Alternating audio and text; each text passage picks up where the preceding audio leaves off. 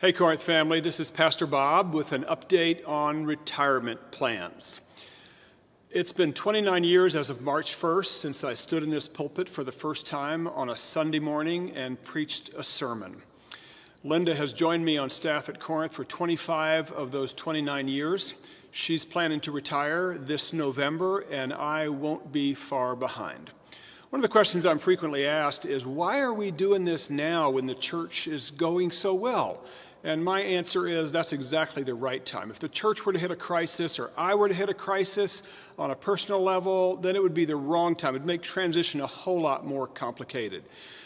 One of the things I've heard all my adult life is that following a long pastorate is one of the most perilous times for a church family. It really can be very challenging. And so the Board of Elders started this conversation about a decade ago. And what we've learned is there are a number of factors that help make a transition after a long pastorate much healthier. The first factor is honestly the outgoing pastor. That would be me. I've heard the horror stories of pastors who just didn't want to let go of their influence and their authority. That can be one of the most damaging things that happens after a long pastorate. Linda and I have thought and prayed about this, and we want to do it well. So we're asked, are you planning to stay in Hickory after you retire? And the answer is no. We'd like to be closer to one or more of our children and, of course, grandchildren. And it's a whole lot better for the church and the new pastor if we head out of town. The second factor is the search team. So we need a group of people who are thoroughly committed to the Lord and to this church and have demonstrated their commitment in leadership and service at Corinth. The consistory has appointed the pastor search team. And if you are a member or a regular attender of Corinth, following the 11 o'clock services today, you're going to receive an email with the names of those folks. I just want to tell you, I have a great deal of appreciation for them and confidence that they're the right people to lead this search. The third factor is consultation.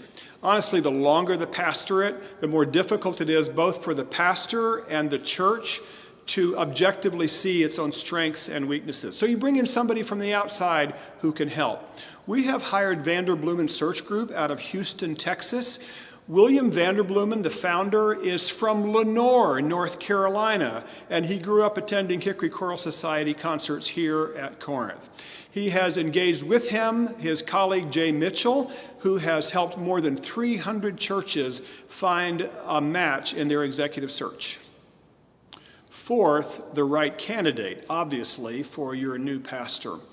Every church is unique, but the Vanderbloemen Search Group tells us ours really is unusual in a number of key areas. So they're going to help us do a search far and near to find exactly the right person who will fit our special situation. I happen to think Corinth has a lot to offer a new pastor. We have an effective and active congregation. We have strong mission partnerships. We have a terrific church staff and wonderful church leaders. We have an amazing campus that is debt-free. So all of those things will help as we look for just the right person to follow me as your pastor.